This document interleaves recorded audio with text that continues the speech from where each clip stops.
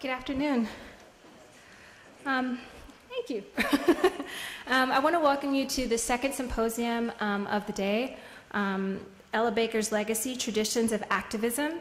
The Ella Baker Day Symposium has come about as a result of a collaboration between a number of graduate students on grounds, and we're very fortunate to have the sponsorship of a number of university organizations, including the Miller Center for Public Affairs, the University of Virginia Women's Center, the University of Virginia's Women's Center Diversity and Advocacy Program, the Graduate Student Diversity Programs in the Office of the Vice President, the Office for Diversity and Equity, the Office of the Executive Vice President and Provost, UCARE, the Office of the Vice Provost for Faculty Development, the Carter G. Woodson Institute for African American and African Studies, and the Studies in Women and Gender program.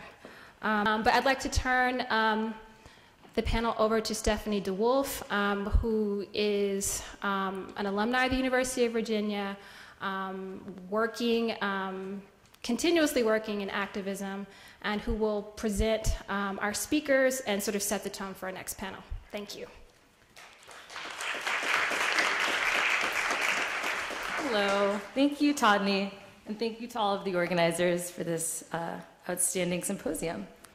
As you know, the organizers of today's symposium have started a campaign to establish April 15th as Ella Baker Day in the Commonwealth of Virginia. To commemorate Ella Baker's life and accomplishments invites us to celebrate her powerful influence in the many communities that she was a part of, but also to celebrate those communities themselves and their struggles. As an eternal believer in the dignity and value of all people, Ella Baker's rich career represents a commitment to a more just, egalitarian, and humane society. This is of particular importance in our present moment, where racial inequality prevails and women of color, people of color, the working class, and the unemployed are still amongst the most marginalized and underrepresented members of the Commonwealth. A day to honor Ella Baker rightly brings these overlooked communities to light, but also pushes us to continue to learn from her example. Looking specifically at her lifetime of activism, Baker played a pivotal role in key Black freedom organizations and acted as a fearless advocate for women, the poor, and other oppressed groups. Organizing behind the scenes and building coalitions across class, race, and generations in the fight for Black liberation, Baker's work was characterized by an emphasis on dismantling institutional barriers to rights and freedoms, an egalitarian group-centered leadership style, and an insistence that grassroots actors and working class voices of any community needed to be heard and considered. Baker's political, intellectual, and philosophical contributions have shaped the legacy of social movements that have informed today's organizers, activists, scholars, and anyone working to empower the oppressed people in our society. With that in mind, it's my pleasure to introduce our panel, speaking today about Ella Baker's legacy and traditions of activism. Professor Lawrie Balfour is the author of The Evidence of Things Not Said, James Baldwin and the Promise of American Democracy, Cornell University Press, and the forthcoming Democracy's Reconstruction, Thinking Politically with W. Du Bois, Oxford University Press. Her articles on race and democratic theory have appeared in Political Theory, American Political Science Review, Hypatia, The Review of Politics, and edited collections. She's now working on a book project on the reparations for slavery and Jim Crow. Balfour has held fellowships from the W. Du Bois Institute for Afro-American Research, the Center for the Study of Values in Public Life at Harvard Divinity School, the Virginia Foundation for the Humanities, and the National Endowment for the Humanities. A recipient of multiple teaching awards, she was the Lawrence S. Rockefeller Visiting Associate Professor for Distinguished Teaching at Princeton University in 2008 through 2009. She is also a member of the Journal of Politics editorial board. Reginald Benbow is a fourth-year student from Baltimore, Maryland, majoring in political and social thought and African American studies, with a minor in Middle Eastern studies. Reginald has served as senior peer advisor for the Office of African American Affairs, president of Brothers United Celebrating Knowledge and Success, Judiciary Committee counselor, Black Student Alliance Leadership Development co-chair, and vice chair of the Minority Rights Coalition in 2009. He recently completed an honors thesis on why LGBT activists lost the Black vote in California's Proposition 8, for which he won a Harrison Undergraduate Research Award and conducted research at the University of California in Berkeley. Reginald will be continuing the fight against social injustice as a Teach for America Corps member in Baltimore, Maryland next year. Hallie Clark is a second year PST, Political and Social Thought, and Studies of Women and Gender double major. Hallie is involved in the University Judiciary Committee, Amnesty International, the Human Rights Film Festival, Minority Squared, the Office for African American and African Affairs Peer Advisor Program, and the Living Wage Campaign. Last summer, she interned at a public policy firm engaging in issues like healthcare reform and living wages, which has oriented her goals around change in matters of class and racial disparities.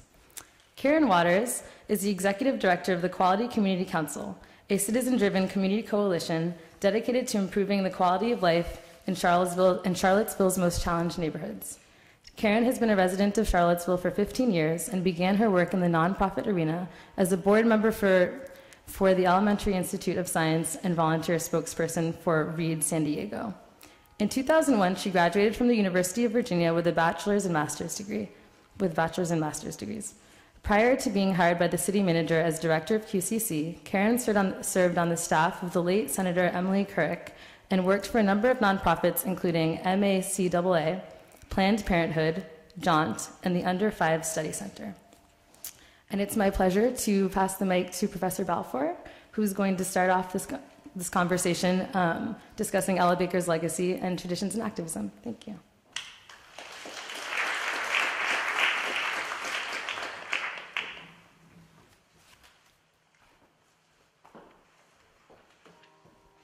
Good afternoon.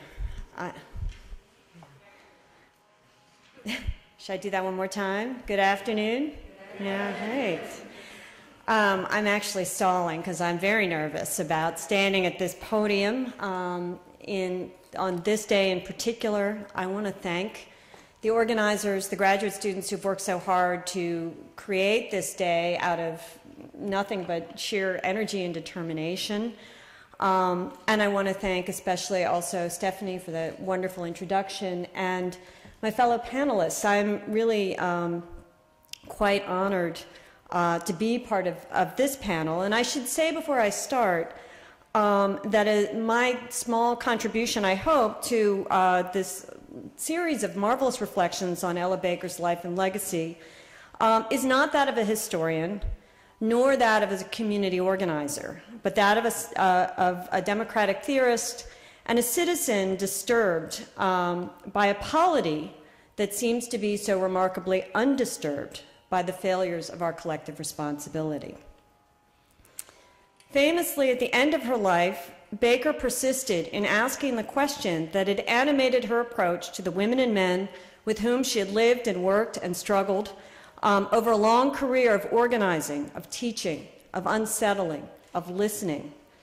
Now, she asked, who are your people? As her biographer, historian Barbara Ransby notes, Baker's question did not display an interest in lineage in any conventional sense. Rather, it connected her to the other person, to the time, the place, the culture, the family, the region, the history out of which she or he had come. This question reveals in Ransby's words that, quote, Baker's vision of radical democracy was a profoundly historical concept. It's a vision, furthermore, that is urgently needed in the present moment, a moment widely and often, I would say, cruelly misdescribed as post-racial.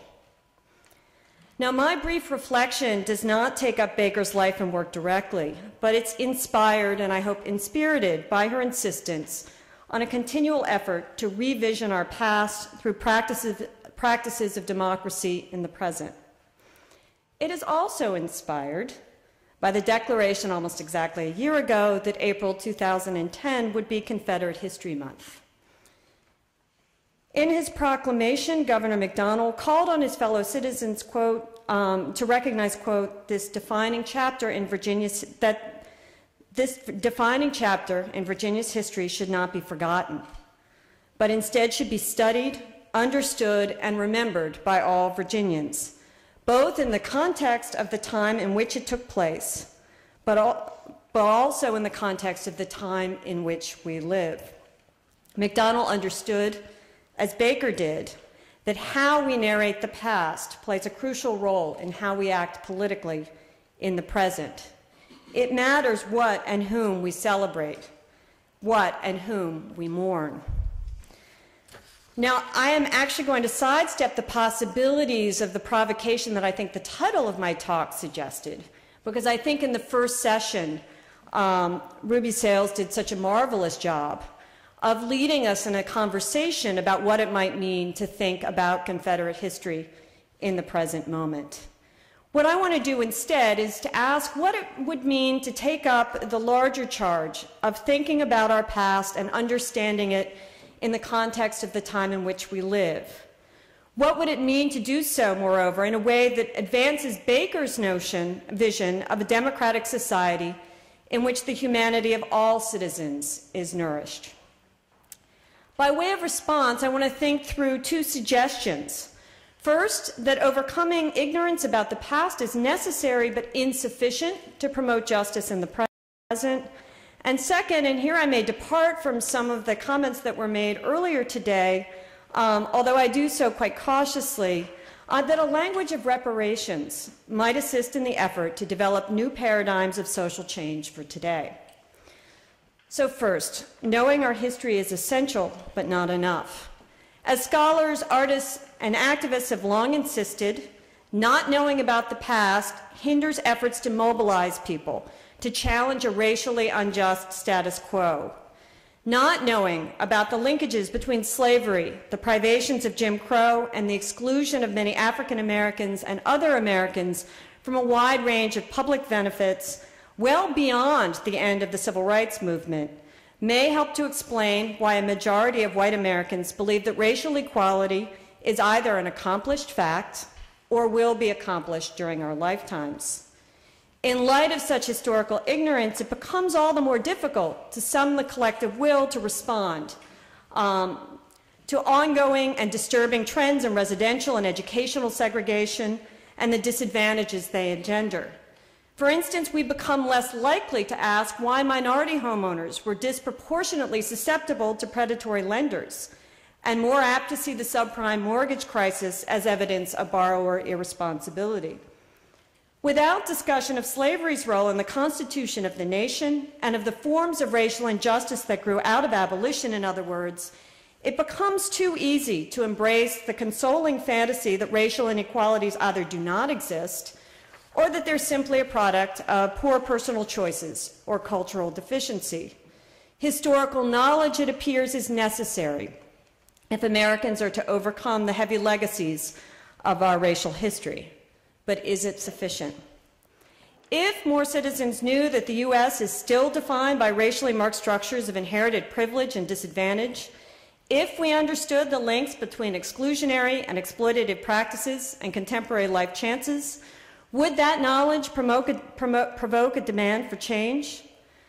As much as we might want to answer affirmatively, especially those of us who are teachers, who insist on the importance of history day in, day out, ad nauseum, as our students can attest, I think the answer is not so clear. In other words, it's not so clear that overcoming ignorance is the key, the whole key, to overcoming injustice. Consider the example of Hurricane Katrina. In the fall of 2005, Americans watched in real time while citizens appealed for help from rooftops, while dead bodies languished on empty highways, while our failure was playing out on the TV and on the radio 24/7. And yet there was so little response to the devastation.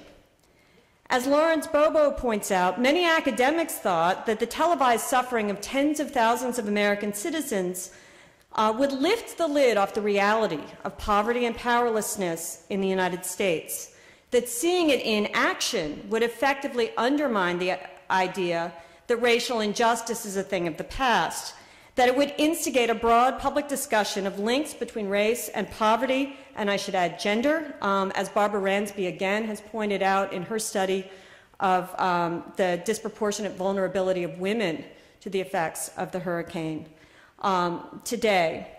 These academics, Bobo concludes, were wrong.